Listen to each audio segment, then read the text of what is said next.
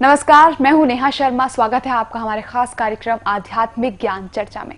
तो आइए शुरुआत करते हैं कार्यक्रम की और जानते हैं विचार जगत गुरु तत्वदर्शी संत रामपाल जी महाराज बनाम जय गुरुदेव पंथ से मथुरा आश्रम के प्रबंधक संत राम चौधरी जी के विचार। श्रोताओं, आज हम उपस्थित हैं जय गुरुदेव पंथ के प्रमुख आदरणीय संत तुलसीदास जी से कुछ आध्यात्मिक ज्ञान चर्चा हेतु। सबसे पहले हम अपना परिचय प्राप्त करेंगे। आप जी का अपना परिचय दें। संत राम चौधरी, प्रबंधक जय गुरुदेव आश्रम मथुरा। क्या आप जी के पंथ का निकास राधा स्वामी पंथ आगरा से हुआ है? ये जरूर है कि जो हमारे स्वामी जी महाराज के गुरु महाराज थे वो इस पंथ से जुड़े थे। जो आप जी के पंथ जय गुरुदेव में 5 नाम दिए जाते हैं, वे किसी प्रमाणित ग्रंथ जैसे श्रीमद् भागवत गीता, वेद तथा श्री गुरु ग्रंथ साहिब में नहीं लिखे हैं। आप जी क्या कहना चाहेंगे? ये 5 नाम श्री गुरु ग्रंथ साहब में लिखे हुए हैं, उनका पूरा वर्णन उसमें है।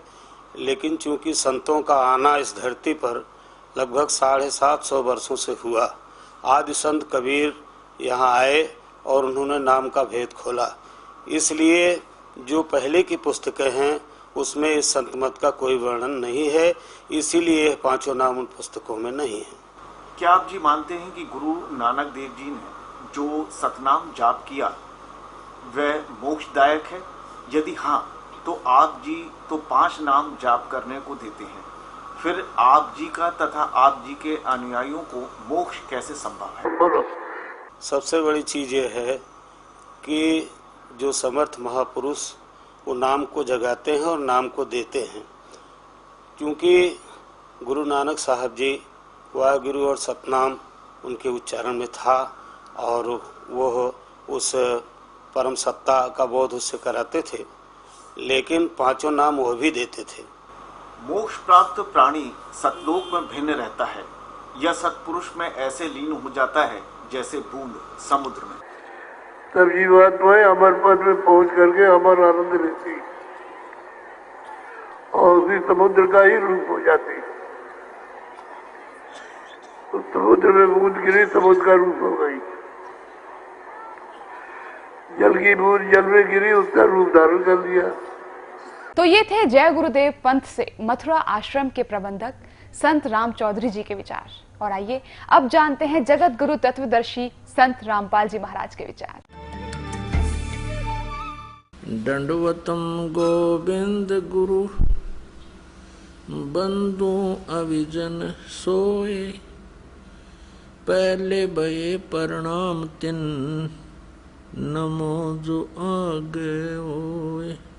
परम पिता परमात्मा पूर्ण ब्रह्म सर्व सृष्टि रचनार कुल मालिक कबीर देव कबीर साहिब जी अपने विषय में अपनी जानकारी प्रदान करने के लिए वह स्वयं ही अपने निज स्थान से अमरलोक से सत्यलोक से चलकर आते हैं। यहाँ के जो भगवान हैं, जो यहाँ के प्रभु हैं, स्वामी हैं, जो यहाँ का राजा है, 21 ब्रह्मांड का स्वामी है, ब्रह्म जिसे काल बोलते हैं, जो गीता अध्याय नंबर 11 के श्लोक नंबर 32 में स्वयं कहता है कि मैं काल हूँ। अब इन सभी लोकों का यानी उपस्थित सेनाओं का नाश करने के लिए अब प्रवृत्त हुआ हूँ। ये काल कौन है, इसकी जानकारी परमेश्वर कबीर देव जी ने ही आके बताई है कि ये श्री कृष्ण जी के शरीर में प्रवेश करके भूतवत प्रेतवत गीता जी के ज्ञान को कह गया। पुण्यात्माओं, ये इतना कटु सत्य है कि प्रथम बार कोई प्राणी सुनता है उसको ये महसूस होता है कि ये दंत कथा है, लेकिन ये सत्य कथा है। इसमें जरा सी भी कोई जो है चूक नहीं है, किसी प्रकार की न्यूनता नहीं है, ये 100% सत्य है। ये जानकारी परमेश्वर कबीर देव जी, जो हम सबका पिता है, जो हम सबका जनक है, जिसमें माता पिता भाई वाले सभी गुण होते हैं, तुमेव माता च पिता तुमेव तुमेव बंधु च सखा तुमेव तुमेव विद्या च द्रोणी तुमेव तुमेव सर्व मम देव देव, ये वो परमात्मा है जिसके विषय हम ये सेंटेंस बोला करते थे। ये कबीर देव, ये कबीर परमेश्वर वो परमात्मा है जो बनारस में काशी शहर में एक जुलाहे की भूमिका करके 120 वर्ष इस पृथ्वी पर रह करके वो परमात्मा सहशरीर चले गए, सहशरीर ही आए थे। क्योंकि परमेश्वर किसी माँ से जन्म नहीं लेते। यदि कोई माँ से जन्म लेकर और फिर वो भगवान की संज्ञा में हम लेते हैं उसको, तो वो माँ से जन्म लेने वाला परमात्मा नहीं हो सकता, क्योंकि फिर सबका जनक नहीं रहा। हम श्रद्धालु हैं, हम किसी भी प्रभावशाली देव को सर्वेश्वर मान लेते हैं। इसी भूल को मिटाने के लिए परमेश्वर स्वयं आते हैं। कबीर देव जी वो पूर्ण परमात्मा है, सर्वश्रेष्ठी रचनहार है, कुल के मालिक है। पुण्यात्माओं, परमेश्वर ने आके हमें ज्ञान कराया कि हम काल के जाल में फंसे हुए हैं। आप देख रहे हो प्रतिदिन समाचार पत्रों में या टेलीविजनों में या वैसे कोई अपने आस पड़ोस में प्रतिदिन ना जाने कितने व्यक्ति कोई दुर्घटना से, कोई वैसे किसी बीमारी से या किसी और कारणों से प्रतिदिन कितने व्यक्तियों की मृत्यु हो रही है, जिसमें पूरा परिवार का परिवार भी चला जाता है और किसी परिवार के 2-2, 3-3 सदस्य एक ही दुर्घटना में मृत्यु को प्राप्त हो जाते हैं। ये सब क्या है? हम जीव हैं, हमारी बुद्धि वहां तक नहीं पहुंच पाई। हम ये सोचते रहे कि शेष कुशल रहें भगवान। अब शेष कुशल कैसे रहेंगे?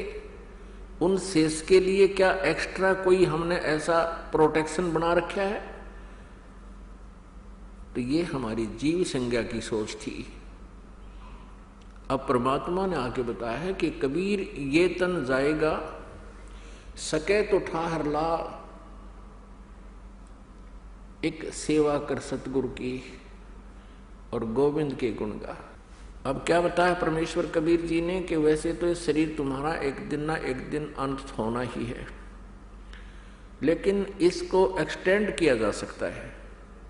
ये जो अकाल दुर्घटनाएं से मृत्यु होती है, अकाल मृत्यु, इनसे बचाया जा सकता है। क्योंकि जब तक हम पूर्ण परमात्मा, पूर्ण ब्रह्म, सत्य पुरुष कबीर देव जी की शरण नहीं आते हैं, तब तक हम अपना केवल प्रारब्ध ही प्राप्त करते हैं। उस प्रारब्ध में आपकी जिसमें जिन कारणों से भी मृत्यु होती है वो हो जाती है। उस दौरान जैसा भी आपने कोई पुण्य पाप किया वो आपका दोनों ही अकाउंट ओपन रहते हैं। आपके जो पाप हैं वो बैड अकाउंट में ऑटोमेटिकली डिपॉजिट होते रहते हैं और जो आप पुण्य करते हो वो ऑटोमेटिकली आपके गुड अकाउंट में जमा होते रहते हैं। अब पुण्य पाप का जो हिसाब किताब है, अकाउंट है, वो बहुत ही लंबा चौड़ा है। आप अच्छी सोच भी किसी के प्रति रखते हो वो भी आपके पुण्य में होती है। आप किसी के बारे में मलिन सोच भी रखते हो, किसी का बुरा करने की सोच भी लेते हो, तो भी आपके बैड अकाउंट में वो सोच का जितना भी आपको पाप लगना है वो ऑटोमेटिकली डिपॉजिट हो जाता है। आपने कहीं कोई पक्षियों को दाने डाल दिए, वो आपके गुड अकाउंट में। पक्षियों को दाने डालने के लिए जितने सफर में आपके पैरों के नीचे जीव मरे वो बैड अकाउंट में। आप कहीं तीर्थ पर गए हो, तीर्थ पर जाकर आपने दान कर दिया, भंडारे कर दिए, तीर्थ पर किए हुए पुण्य का जो गुड अकाउंट में, और तीर्थ तक जाने के जो पाप आपके पैरों के नीचे जितने भी प्राणी मरे, जीव जंतु मरे, वो आपके बैड अकाउंट में। इस प्रकार ये दोनों अकाउंट आपके बराबर चलते रहते हैं। और परमात्मा का विधान है कि जैसा कर्म जो कोई करता है उसको वैसा ही भोगना भी पड़ता है। अपने आत्माओं, जब हम पूर्ण परमात्मा सत्य पुरुष कबीर देव जी की शरण में और इस सत्य नाम का जाप करते हैं पूर्ण संत से प्राप्त करके, तो उस समय बैड अकाउंट बंद हो जाता है। वो कैसे हो जाता है? जैसे किसी ने लाइसेंस बनवा रखा, ड्राइविंग लाइसेंस, चालक प्रमाण पत्र, और वो सड़क से जा रहा है या कहीं भी रास्ते में जा रहा है, उससे कोई दुर्घटना हो जाती है, वो 90% बरी होता है, क्योंकि उसने जानबूझकर एक्सीडेंट नहीं किया, क्योंकि वो ट्रेंड आदमी है, उसके पास प्रमाण पत्र है। तो उससे कोई दुर्घटना में कोई गड़बड़ हो भी जाती है किसी कारण से, तो वो दोषी नहीं होता। कारण कोई और हो सकता है, कोई ब्रेक फेल हो जाए, स्टीयरिंग फेल हो जाए, कोई और भी कारण हो जाए, सामने वाले की गलती से भी एक्सीडेंट हो सकता है। इस प्रकार वो लाइसेंस शुदा व्यक्ति उस दुर्घटना में दोषी नहीं होता। और जिसके पास लाइसेंस नहीं है और वो गाड़ी चला रहा है, उससे कोई दुर्घटना हो जाती है, तो सबसे पहले जो अधिकारी होते, जांच अधिकारी, यही देखते हैं कि लाइसेंस है आपका, लाइसेंस नहीं है तो फिर उसको सीधा ही सजा होती है, उसका कोई प्रोटेक्शन नहीं होता। तो इसी प्रकार जब तक आपने लाइसेंस नहीं बनवाया है, आप साधना कर रहे हो, यानी गुरु नहीं बनाया है, तो आप जो भी कार्य कर रहे हो, पुण्य या पाप आपसे हो रहे हैं, तो आप, क्योंकि लाइसेंस ना होने से आप उस शुभ काम के लिए जा रहे हो, बीच में आपका एक्सीडेंट से आपके पैरों के नीचे जो भी जीव हिंसा होती हैं वो आपको भोगनी ही पड़ेंगी, क्योंकि आपके पास लाइसेंस नहीं है। फिर आप कहोगे कि लाइसेंस तो हमने बनवा रखा है क्योंकि गुरु बना रखे हैं, जैसे कोई राधा स्वामी से उपदेशी है, कोई सच्चा सौदा डेरा से सिरसा से उपदेशी है, कोई ब्रह्मा कुमारी वालों से उपदेशी है, कोई अन्य किसी संत या पंथ से जुड़ा हुआ है, तो वो नकली पासपोर्ट बना रहे, वो नकली ड्राइविंग लाइसेंस बनाते हैं, वो अधिकारी नहीं है, वो संत नहीं है। अपने आत्मा, ये आपके दिल में एक बार खटकेगी ये बात कि वो नकली गुरु हैं। ये तो आपके उस अज्ञान का ही कारण होगा, जिस कारण से आप ये महसूस करोगे कि संत सबको नकली बता रहा है। नकली और असली मेरे कहने से नहीं होंगे, उनके जो चिन्ह हैं, लक्षण हैं, वो बताएंगे कि वो असली है या नकली है। और उनके सब के जो दास ने ये लक्षण बता दिए हैं कि ये संत नहीं है, इनसे जिनको उपदेश है उनका लाइसेंस अनऑथराइज्ड है। और फिर जब यहाँ से संसार छोड़कर जाओगे, वहाँ पर इन गुरुओं से उपदेश लेने से आपको कोई प्रोटेक्शन, कोई बचाव नहीं होगा, उसमें बहुत देर हो चुकी होगी। आपको वहाँ पश्चाताप और रोने के अतिरिक्त कुछ नहीं मिलेगा। दास का ये उद्देश्य नहीं है कि मैं किसी की क्रिटिसाइज करूं, आलोचना करूं, लेकिन परमेश्वर ने इस दास को यह सेवा दे दी कि सच्ची कहूं, सत्य कहूं, ताकि पुण्यात्मा सावधान हो जाएं और उन नकली गुरुओं से वापस आकर के अपना जो ना सच्चा लाइसेंस बनवा ले और इस जीवन रूपी सफर में वो आगे बहुत चलना है, उसमें अपना बचाव करें और सफलता प्राप्त करें। राधा स्वामी पंथ ने सबसे ज्यादा जीवों को घेर डाला। ये काल का पंथ है, क्योंकि जहां से ये पंथ चला है उसका कोई गुरु नहीं। श्री शिवदयाल जी आगरा वाले, उन्हीं की जीवनी में लिखा है कि स्वामी जी का कोई गुरु नहीं था। और परमेश्वर की अमृत वाणी में, सच्चिदानंद घन ब्रह्म की वाणी में और सभी संतों ने जिन्हें परमात्मा पाया है, उनके अमृत वचनों में ये स्पष्ट किया है कि गुरु बिन माला फेरते, गुरु बिन देते दान, गुरु बिन दोनों निष्फल हैं, चाहे पूछो वेद पुराण।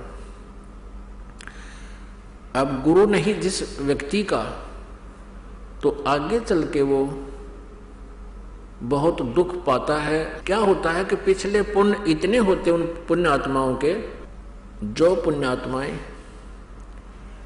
किसी गुरु पद को प्राप्त कर रहे हैं, कोई संत बन गया है, ये काल का जाल है। वो पिछले पुण्यकर्मी प्राणी हैं, उनकी वचन में भी प्रभाव होता है, उनके बोलने की शैली में भी बहुत एक आम व्यक्ति से अंतर होता है। और जिस कारण से वो अपने पिछले पुण्य से, पिछली चार्ज बैटरी से, पिछले जन्म की सिद्धियों से वो बहुत सी जनता को अपने पीछे तो लगा सकते हैं, लेकिन अंत अनुयायियों का भी और स्वयं का भी बहुत बुरा होता है।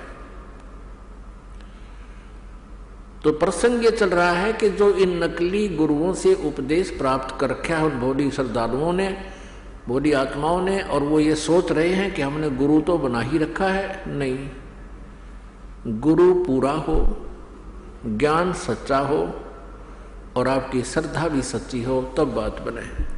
अब यहाँ आपको थोड़ा सा पैरेलल एक प्रमाण देने पड़ेंगे, अन्यथा आप जी समझ नहीं सकोगे कि दास का क्या उद्देश्य है, क्यों कह रहा है और सचमुच ऐसा है भी कि नहीं। श्री शिवदयाल जी जो आगरा में हुए हैं, उनको ये लोग परम धनी और परम पूज्य, पूर्ण ब्रह्म आदि नामों से, संज्ञाओं से, उपमाओं से सब सुशोभित करते हैं, और उनका कोई गुरु नहीं था। शिवदयाल जी से राधा स्वामी पंथ व्यास से प्रारंभ हुआ, जो श्री जयमल सिंह जी ने वहां प्रारंभ किया। श्री जयमल सिंह जी को कोई आदेश नहीं था शिवदयाल जी का कि तू वहां कोई नारा सांग जोड़ ले, क्योंकि सन 1878 में शिवदयाल जी की मृत्यु होगी। सन 1889 में श्री जयमल सिंह जी फौज से रिटायर हुए, मिलिट्री से। उन्होंने अपना मनमुखी व्यास में डेरे का लठ गाड़ दिया और उनको कोई आदेश नहीं था। प्रथम तो शिवदयाल जी का कोई गुरु नहीं था, उनके पास यथार्थ मंत्र नहीं थे, उनका कोई यथार्थ ज्ञान नहीं था, जिस कारण से वो स्वयं भी अपना जीवन व्यर्थ कर गए और करोड़ों इन भोले श्रद्धालुओं को मिसगाइड करने का वो पाप भी साथ ले गए। अब थोड़ी सी झलक दिखाते हैं इस राधा स्वामी पंथ की और इससे निकली हुई ब्रांचों की। पुण्यात्मा दास का उद्देश्य ये है कि जैसे एक बार नकली नोट किसी व्यक्ति ने छाप लिए और जनता को वो धोखा दे रहा था, 500 के नोट। सरकार को पता लगा, उन नकली और अपने असली नोटों को दोनों को साथ साथ रख गए और जनता को सावधान किया कि ये नकली है, इसकी ये पहचान है, ये ओरिजिनल है, इसकी ये पहचान है। अब इस जो है कार्य को, इस शुभ कार्य को कोई ये कहे कि सरकार आलोचना कर रही थे, समाचार पत्रों वाले आलोचना करते हैं, किसी के नोट को नकली बता रहे हैं, तो उसकी बुद्धि कितनी होगी बालक के सी।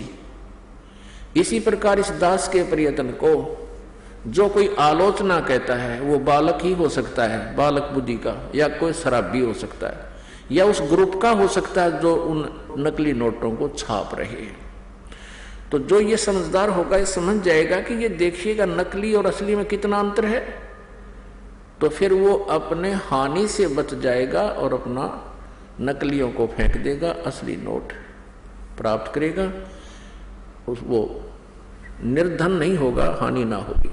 पहले तो थोड़ा सा मौखिक बताते हैं इस पंथ के बारे में। श्री शिवदयाल जी ये एक खत्री परिवार से थे और आगरा में रहते थे। इनके घर पर इनके माता पिता जो थे वो श्री तुलसी साहेब हाथरस वाले के शिष्य थे और ये शिवदयाल जी भी उस तुलसी साहेब हाथरस वाले के वचनों को घर पर सुना करता था। फिर ये क्योंकि ये पश्चिमी पाकिस्तान में इनका घर था और वहाँ गुरु ग्रंथ साहिब की बहुत वाणियाँ चला करती थी, तो ये गुरु ग्रंथ साहिब का पाठी भी रहा है। और आगरा में गुरुद्वारा था, उसके अंदर निर्मले साधुओं का, जो नानक साहिब जी के पुत्रों ने एक निर्मला पंथ चला रखा,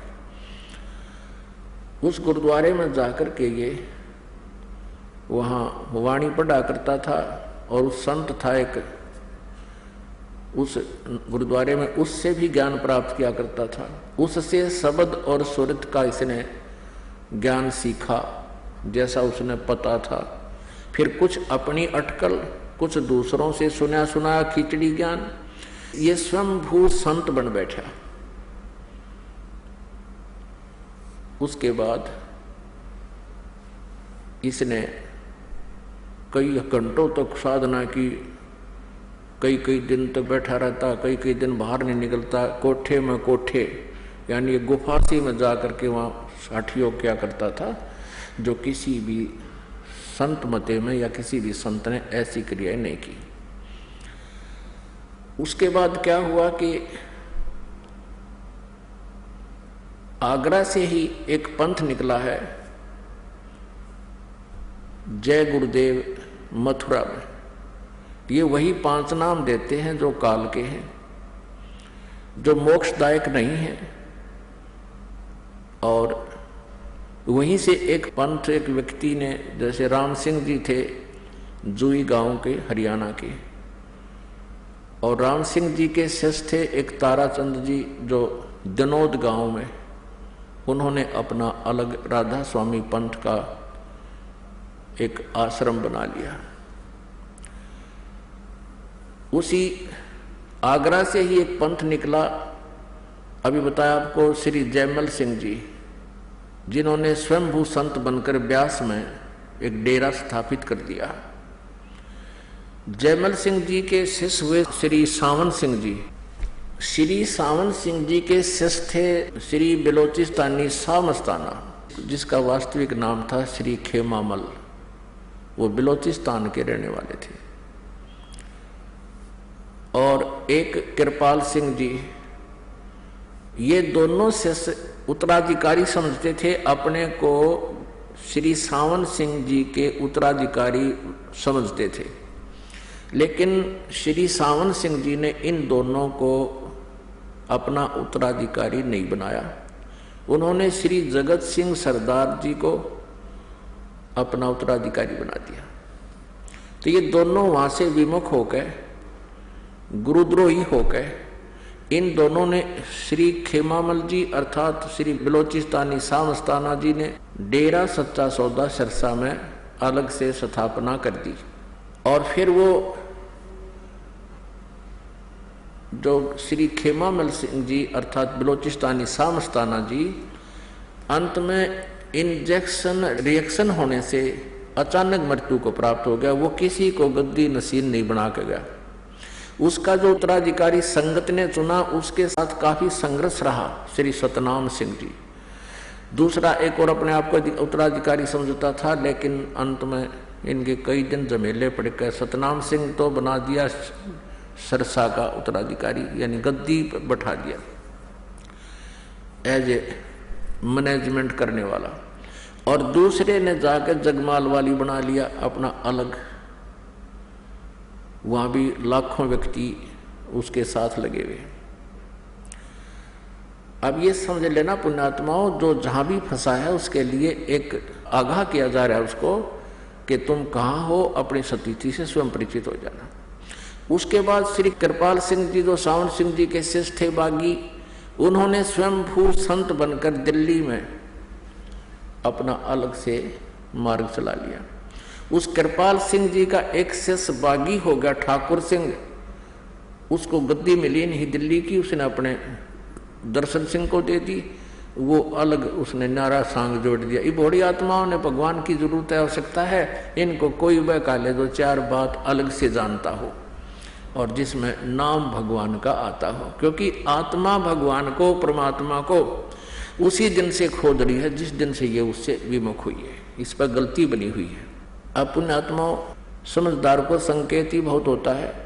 अब श्री शिवदयाल जी की के दुर्गति हुई उस साधना से जो अन्य सभी भक्त कर रहे हैं, उसके अनुयायी कर रहे हैं, तो इससे आपको सहज में आसानी से निर्णय हो जाएगा कि अन्य का क्या होगा। जब उनके मुखिया की ऐसी दुर्गति हुई, वो प्रेत बना, अपनी शिष्या बुक्की में बोलने लगा, फिर उसी तरह हुक्का पीने लगा, जो पहले की तरह भोजन खाने लगा, और किसी उसके जो शिष्य थे कोई उन पर आपत्ति आ जाती तो उस बुक्की के सामने खड़ा होकर उस प्रेत से प्रश्न करते, वो प्रेत उत्तर देता।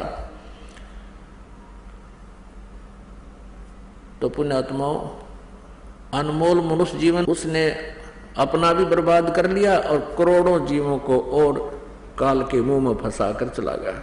अब गलत साधना करने से, शास्त्र विरुद्ध साधना करने से head of the department of Radha Swami, chief of the Radha Swami पंथ श्री शिवदयाल जी की के दुर्गति हुई।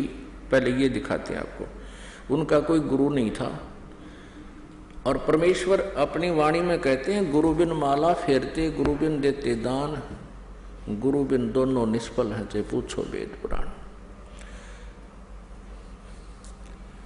श्री शिवदयाल जी 5 नाम दान करते थे, ओंकार, ररंकार, ज्योति निरंजन, सोहम और सतनाम। ये इकट्ठे जाप करने हैं, इकट्ठे जाप करने हैं, जैसे ओंकार, रंकार, ज्योति निरंजन, सोहम, सतनाम। सतनाम भी एक जाप करने का ये बताते हैं। तो इनकी बुद्धि कति गामजारी है, कति कंडम थे ये लोग। बालक भी अच्छा ज्ञान रखते हैं इनसे, जो इनका ज्ञान आपको दिखाएंगे। और ये बन गए संत, अंधों में अंधे ही मुखिया बन गए। और परमात्मा कहते, अंधे की बाँ गई अंधे ने, ये मार्ग कौन बतासी। अब देखो, श्री शिवदयाल जी की के दुर्गति हुई, जिसने राधा स्वामी पंथ का प्रवर्तक कहा जाता है, जिसने यो इतना बड़ा जन समुदाय डुबो दिया। देखिएगा उनका जीवन चरित्र।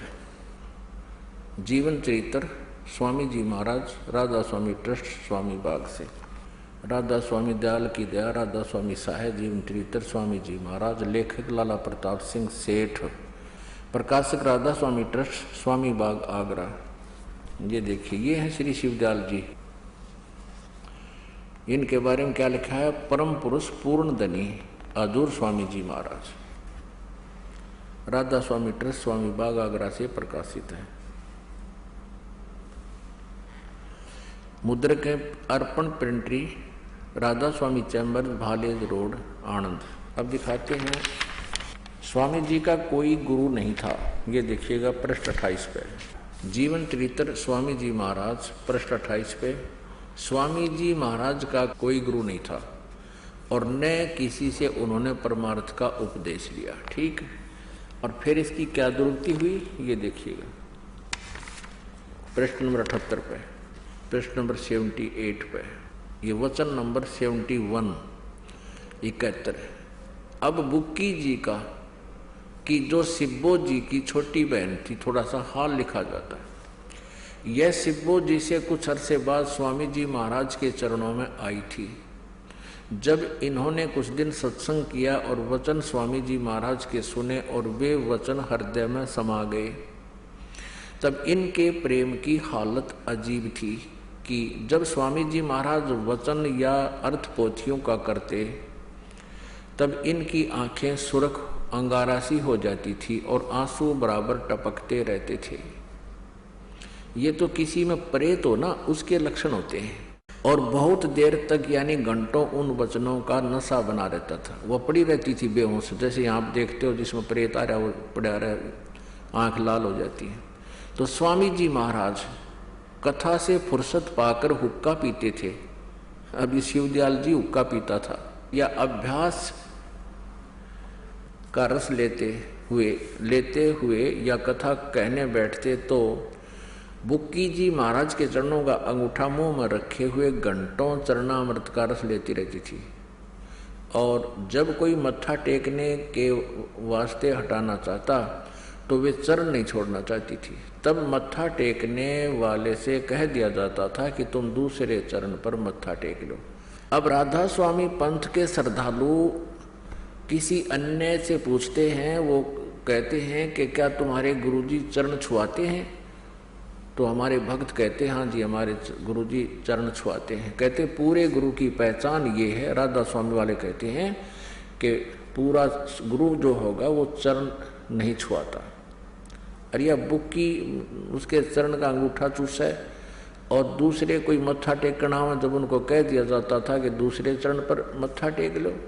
तो ये दंत कथा लोकवेद ये अपने भी पंथ से परिचित नहीं है, अपने भी उनको जानकारी नहीं है। अब आगे देखते हैं, अब बुक्की जी को के विषय में आगे पढ़ते हैं। देखिएगा, दूसरे चरण पर मत्था टेक लो और प्यासी को मत हटाओ। और वह बयान किया करती थी, मुझे इसमें ऐसा रस आता जैसे कोई दूध पीता है। इनके भजन का ये हाल था कि 8 घंटे 9 घंटे रोज भजन किया करती थी। अब बेहोश पड़ी रहा करती थी, भूत घेरे रहता इसने। अब झूठा ज्ञान ये ध्यान का लावे, अब ज्ञान दिखाएंगे इसका। भजन करती थी। इनको स्वामी जी महाराज के दर्शनों का पूरा आधार हो गया था। अब वो तो दर्शन के थे गुरु जी के, जब सामने बैठे थे वो आधार के होता इसमें। ये इनकी बनावटी बातें हैं सारी, जो निराधार कथाएं हैं, हो गया था। और सूरत भी ऊंचे देश में जाती थी। इनके देश दिखाऊंगा किस जाती थी सूरत इसकी। जब ज्ञान ने इनका ठीक नहीं, सूरत कहाँ जाएगी, फिर बाढ़ में जाएगी। जब स्वामी जी महाराज अंतर ध्यान हुए, यानी इनकी मृत्यु होगी शिवदयाल जी की, तब बुक्की जी की यह कैफियत हुई कि दिन रात बेहोश पड़ी रहती थी और 2-2 दिन हाजिर जरूरी यानी फ्रेश होने भी नहीं जाती थी, रफा करने नहीं जाती थी। और सूरत स्वामी जी महाराज के चरणों में लगी रहती थी। अब 80 पृष्ठ पढ़ रहे हैं। करीब 1.5 महीने ये हाल रहा। सबको खौफ हुआ कि शायद इनकी देह छूट जावे। तब स्वामी जी महाराज ने इनको दर्शन दिए, बुक्की को, और फरमाया कि जिस तरह तू सेवा पेशतर किया करती थी उसी तरह करो। और फिर उसी रोज से बुक्की जी भोग भी तैयार करती थी, जैसे पहले रोटी बनाया करती शिवदयाल जी के। और मेरी पन्नी गली के मकान पर पहले दस्तूर के माफिक पलंग बिछाती और हुक्का भरती थी। ये लेखक है शिवदयाल जी का छोटा भाई प्रताप सिंह जी। वो कहता है कि मेरी पन्नी गली के मकान पर पहले की तरह भोग भी तैयार करती थी और पलंग बिछाती और हुक्का भरने लगी। और वह पलंग अभी तक बिछा रहता है। गर्ज की जिस तरह से पेशतर सेवा किया करती थी, यानी जैसे पहले सेवा करती थी, उसी तरह से कुल काम करने लगी। और स्वामी जी महाराज उनको ध्यान के समय में प्रगट दर्शन देते थे और कुल सेवा उसी तरह कबूल फरमाते थे। अब देख लो, अब बुक्की में आ जाता हो और वो रोटी खाता वो खुद बुक्की के माध्यम से, और बुक्की हुक्का पीती उसी पलंग पर बैठ के। यानी शिवदयाल जी बुक्की में प्रवेश होकर पहले की तरह कुल सेवा उसी तरह कबूल फरमाते थे, जैसा कि अंतर ध्यान होने के पेशतर यानी पहले करते थे। अंतर ध्यान होने से पहले रोटी भी खाता था, वो हुक्का भी पिया करता वो खाना खा के। फिर उस बुक्की में आ गया, फिर वो बुक्की लड़की खाना बनावे अब पे खावे, उसमें भूत खावे और हुक्का पियो। पहले ना पीती थी, फिर हुक्का पीने लगी। वो भूत बनकर शिवदयाल जी राधा स्वामी पंथ के मुखिया उसमें प्रेत बनकर आगे अपनी शिष्या बुक्की में, और हुक्का उसी तरह हुआ हुक्का पीवे उसके माध्यम से और खाना खावे। और बुक्की जी को महाराज उनके आखिरी दम तक प्रगट रहे, उसमें अमरी इतने उसका माए बड़े रहे, प्रवेश रहे भूत। यहाँ तक कि जिस किसी को जब कोई बात स्वामी जी महाराज से अर्ज करनी होती थी तो वे बुक्की जी के जरिए से दरियाफत कर लिया करते थे। अब मान लो किसी ने प्रश्न करना था स्वामी जी से, बुक्की के सामने बोलते वो भूत बोलता फिर बुक्की में। शिवदयाल जी तरह गजब भैया। यानी बुक्की जी अभ्यास के समय स्वामी जी महाराज को प्रकट करके हम कलाम हुआ करती थी। न्यूकस बुक्की जी स्वामी जी को ध्यान के समय प्रकट कर लेती थी और फिर बोला करती थी। या इनकी अपनी बनावटी बात है। जिस तरह ये क्रिया हो रही है ये बिल्कुल भूत उसमें बोला। आगे देखना, इस नियाजमंद को भी जब कभी भीड़ के समय में घबराहट होती थी और किसी तरह से अकल काम नहीं देती थी, यानी कोई आपत्ति आ जाती थी, जी घबराता था, तो तब बुक्की जी के जरिए से स्वामी जी महाराज का हुक्म लिया करता था। बुक्की जी में इंटरनेट लग गया फिर, और जो उसके भाई में ना लग गया या ओरा में ना लग गया, वो भूत आ गया, उसमें प्रवेश हो गया और उसमें बोलने लग गया जैसे आम भूत बोलते हैं। जैसे ब्रह्मा कुमारी पंथ है, एक भूत का चलाया हुआ है, उसी तरह वो बोलता हा करके ऐसे ये बोलने लग गया इसमें। तब बुक्की के जरिए से स्वामी जी महाराज का हुक्म लिया करता। ये लेखक कह रहा है, लेखक उसका छोटा भाई शिवदयाल जी का। और जैसा हुक्म होता था उसी के मुआफिक बंदा कारबंद होता था। तो इसके इस प्रताप सिंह में क्यों ना हम कलाम हुआ, बुक्की हम कलाम हुआ थी, ये भूत बोला था इसमें। अब कहते हैं जैसा भी हुक्म होता था उसी तरह मुआफिक बंदा कारबंद होता था, यानी जो आदेश होता उस भूत का, वो लेखक कहता मैं उसी के आदेश अनुसार आगे क्रिया करता था। और इसी तरह राय साहब यू शाल्यग्राम, जिसने राधा स्वामी पंथ अलग से लटकाट दिया इसी के प्रेजेंस में, वो भी उसने भी मौज की थी कि बुक्की जी के जरिए से 2-4 बार हुक्म हासिल किए थे। सारे जीवन में 2-4 बार हासिल किए। पता लगे भूत बोल रहा इसमें फिर यो अपने आत्माओं। गरीबदास साहिब जी ने कहा है, सतगुर पुरुष कबीर हैं ये चारों युग परवाने, ये झूठे गुरुआ मर गए हो गए भूत मसान। ये झूठे गुरु से भी भूत बन जाते हैं और केवल कबीर परमेश्वर जी ये चारों युगों में आते हैं। इनका ये प्रमाण है। सतयुग में सतसुकृत नाम से परमेश्वर आए थे पूर्ण ब्रह्म, त्रेता में मुनिंदर नाम से, द्वापर में करुणा में नाम से, और कलयुग में कबीर नाम से। इन राधा स्वामी पंथ वाले श्रद्धालुओं से कोई पूछने वाला हो कि ये कहते सन 1818 में इनका जन्म हुआ, इससे पहले का कोई इतिहास है इस तुम्हारे परम धनी का? ये तुम परम धनी कहते हो, इससे पहले किसी युग में आया ऐसा है कोई इतिहास? नहीं। और वेद गवाही देते हैं कि वो परमात्मा प्रत्येक युग में आता है और यथार्थ ज्ञान वह स्वयं ही अपने भक्तों को प्रदान करता है। अब आपको दिखाते हैं इन नकली पंथों का नकली ज्ञान और झूठे नाम। पुण्यात्माओं, जब तक आपके समक्ष इनके द्वारा दिए गए उपदेश और मंत्र रूबरू नहीं होंगे और फिर वास्तविक मंत्र बतावांगे किस किस संत ने कौन कौन से मंत्र जाप किए और किस पर वो प्रमाणित है कि उनका मोक्ष हुआ, बहुत समय से उनकी जो है ना महिमा गाते आए हैं भक्तजन।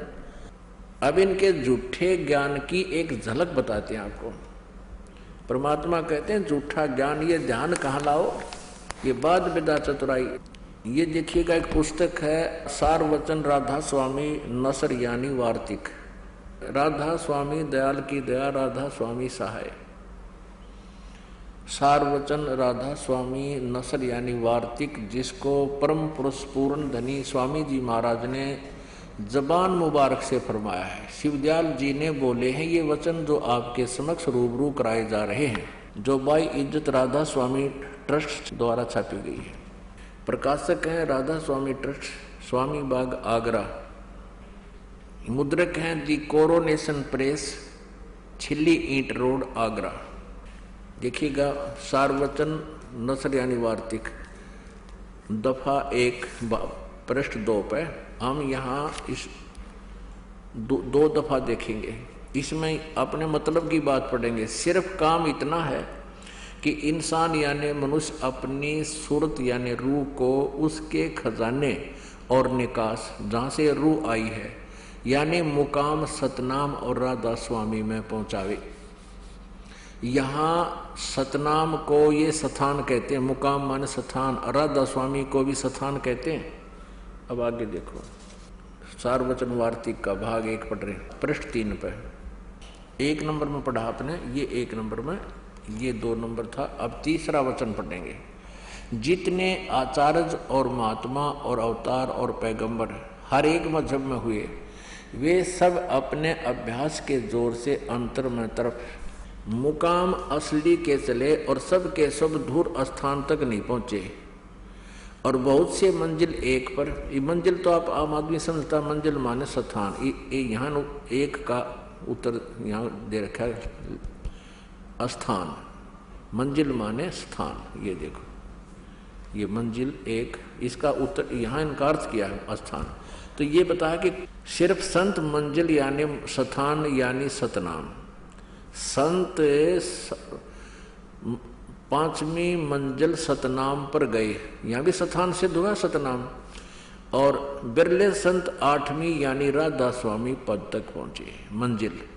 अब राधा स्वामी यहाँ स्थान है, सतनाम भी स्थान है। अच्छा, अब वचन नंबर 4 देखिएगा। अब समझना चाहिए कि राधा स्वामी पद सबसे ऊंचा स्थान है और यही नाम कुल मालिक और सच्चे साहब और सच्चे खुदा का है। अब इस स्थान से, राधा स्वामी स्थान से नीचे, इस मुकाम से 2 स्थान नीचे, यानी राधा स्वामी से 2 स्थान नीचे सतनाम का मुकाम है। यहाँ 2 स्थान पर मंजिल सतनाम और यहाँ बता रखा यानी मंजिल माने स्थान और यहाँ मुकाम सतनाम। मुकाम सतनाम को मुकाम बोल रहे हैं 2 पृष्ठ पे, और 3 ये 4 पे भी मंजिल सतनाम को मंजिल बोल रहे हैं। आगे देखो, राधा स्वामी को स्थान बोल। अब ये क्या बताते हैं 4थे वचन में, अब समझना चाहिए राधा स्वामी पद सबसे ऊंचा मुकाम है और यही नाम कुल मालिक और सच्चे साहब और सच्चे खुदा का।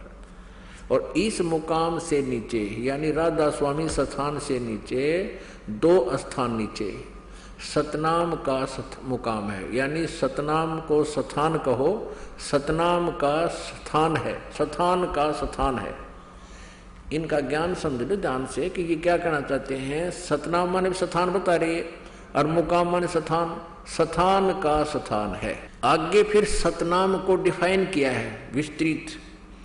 अब इस सतनाम को, जिसको संतों ने सतलोक भी कहा है, सतनाम को सचखंड भी, और सार शब्द भी सतनाम को, और सत शब्द भी सतनाम को, और सतनाम भी सतनाम को, सतपुरुष भी सतनाम को करके बयान किया है। इन कई सतनाम में ना समझ वालिया सांग के है और ये पार होंगे। परमात्मा क्या बताते हैं, मोती मुक्ता दर्शत नाही, ये जग है सब अंदरे, दिखत के तो नैन चश्म, इनका फेरा मोतिया बंदरे। इनका मोतिया बंद हो रहा था, इन कह का नहीं पता था। मोक्ष प्राप्त प्राणी सतलोक में भिन्न रहता है, यह सतपुरुष में ऐसे लीन हो जाता है जैसे बूंद समुद्र में। तब जीवात्माएं अमर पद में पहुंच करके अमर आनंद लेती और उसी समुद्र का ही रूप हो जाती। उस समुद्र में बूंद गिरी, समुद्र का रूप हो गई। जल की बूंद जल में गिरी, उसका रूप धारण कर दिया। तो ये थे जय गुरुदेव पंथ के संत तुलसी साहिब जी के विचार। और आइए अब जानते हैं जगत गुरु तत्वदर्शी संत रामपाल जी महाराज के विचार। इनका सिद्धांत क्या है राधा स्वामी वालों का, कि भगवान ऊपर सतलोक में सतपुरुष निराकार है, वहाँ केवल प्रकाश ही प्रकाश है, और यहाँ से मुक्त हुई आत्मा उस सतलोक के प्रकाश में यानी परमात्मा में ऐसे लीन हो जाती है जैसे बूंद समुद्र में, यानी वहाँ कोई अलग अस्तित्व नहीं रहता जीव का। इनका अपना विधानता यो है, और वास्तविकता क्या है वो भी प्रकट दिखाऊं इनकी इन्हीं के कर कमलों से। अंधों के, अंधा मीन तत्व ज्ञान हीन नेत्रहीन थे ये, अब देखना इनके कर कमलों से अब क्या बताते हैं, ये खुद प्रकरण दे रहे हैं एक जगह, अभी दिखाते हैं आपको कि एक इंदुमती रानी थी, उसके गुरु कबीर जी थे। अब देखना 264 पृष्ठ पे इसी संत मत, ये श्री सावन सिंह जी के सत्संगों का वचनों का संग्रह है। कति आज तक 150 वर्ष से चल रहे हैं, इनके सैकड़ों वर्षों से। और ये देखो इनका कौन है, प्रकाशक है संत मत भाग 4 सावन महाराज सावन सिंह जी, प्रकाशक सेवा सिंह, सेक्रेटरी राधा स्वामी सत्संग व्यास, डेरा बाबा जयमल सिंह, जिला अमृतसर। मुद्रक है Sartaj printing press, Tanda road, Joshi state, Jalandhar से। भाग 4 के और पृष्ठ नंबर 264 पे सत्संगी ने सावन सिंह जी से पूछा, हजूर संतों की पदवी कहाँ तक है? सावन सिंह जी महाराज जी कहते हैं, हमारी इतनी बुद्धि और अकल नहीं कि हम संतों की पदवी को समझ सके। फिर भी सुनो, रानी इंदुमती कबीर साहब के समय में हुई थी। फिर पहले कबीर साहब मालिक में जाकर विलीन हुए। लेकिन अपनी विधान से बता रहे हैं कि पहले तो कबीर साहब जाकर उस सतलोक में मालिक में निराकार भगवान में लीन हो गए, जैसे बूंद समुद्र में। और पीछे रानी हुई, पाछे तो रानी उसमें समुद्र में एक कम एक होगी, डूब कर मर गई। और जब रानी ने सचखंड में जाकर कबीर साहब की पदवी को देखी तो कहने लगी, महाराज यदि आप पहले ही बता देते कि मैं अकाल पुरुष हूं, मैं ही परमात्मा हूं, सत्पुरुष हूं, तो मैं भजन सुमन कर करके व्यर्थ परेशान ना होती। कबीर साहब ने उत्तर दिया, तुमको उस समय विश्वास नहीं आना था। अब देखो इनकी थ्योरी अंधों की। कहते हैं कि पहले तो कबीर साहब जाकर मालिक में विलीन हो गए, पाछे रानी डूब कर मर गई, उसमें विलीन होगी। और फिर के सचखंड में जाकर रानी ने कबीर साहब की पदवी देखी और कहने लगी, महाराज और फिर बतलाए किस टाइम भाई, दोनों डूब कर मर गए इनकी थोड़ी तय। फिर बतलाए किस टाइम हुए आपस में अकल हमारी इनकी देखो गांव जा रही थी अकल इनकी। अब वो दोनों बतलान लगे, कहते सचखंड में जाकर कबीर साहब की पदवी देखी तो कहने लगी रानी कि महाराज यदि आप पहले बता देते कि मैं काल पुरुष हूँ, वो तो थे काल पुरुष, वो परमात्मा ही थे। अब ये बात तो साची है, इनका उदाहरण इनके विपरीत है। फिर वो बतलाए कैसे अलग अलग अस्तित्व है भगवान का, वहां पर आत्मा का और परमात्मा का। फिर दिखाते हैं एक और 189 पृष्ठ पे। ये देखो इन ज्ञानहीनों की पुस्तक में देख लो, संत मत प्रकाश भाग 4 और यहां देखा 189 पृष्ठ पे। यहां कहते हैं इसी तरह रानी इंदुमती थी, जब उसको कबीर साहब सचखंड ले गए तो उसने वहां जाकर देखा कि कबीर साहब ही सतपुरुष हैं। बताओ फिर तारा धनी कित रहेगा जब कबीर साहब सतपुरुष है, वो कित गा तुम्हारा परम धनी। आए हाय, कबीर साहब सतपुरुष हैं, ये पूर्ण परमात्मा है, ये बिल्कुल सही है। इंदुमती का ये बिल्कुल ऐसा ही प्रकरण है। और कहती है, हाय हाय, अगर आप मुझे इतना बता देते कि मैं ही सतपुरुष हूं तो क्या मैं आपकी सेवा न करती। कबीर साहब कहते हैं कि तुझे विश्वास न आता, अब तू आ गई है तो तेरी मर्जी कह ले। अब ये बिल्कुल सही है कि वहाँ अस्तित्व अलग अलग है दोनों का। भगवान रूप में कबीर परमेश्वर वहाँ तख्त पर विराजमान है और जाने वाली आत्मा इंदुमती ने जब परमात्मा को वहाँ देखा, जब कहा सचमुच आप तो सत्यपुरुष हैं। हरियन दे आप पहले लिख रहे हैं इस बात को, और फिर भी शिवदाल परम धनी बताओ है ये। और वहाँ बताते हैं पहले कबीर साहब विलीन हो गए, फिर रानी विलीन होगी, और फिर बतलाए वो दोनों। अरे कहते हैं मोती मुक्ता दर्शत नाही, ये जग है सब अंदरे, ये दिखत के तो नैन चश्म इनका फेरा मोतिया बंदरे। ये दिखते संत ने कह का बिना पता, आज तक इनका सतनाम समझ में नहीं आ लिया। और बात बनाओ सतलोक दान की। बोलो सतगुरुदेव।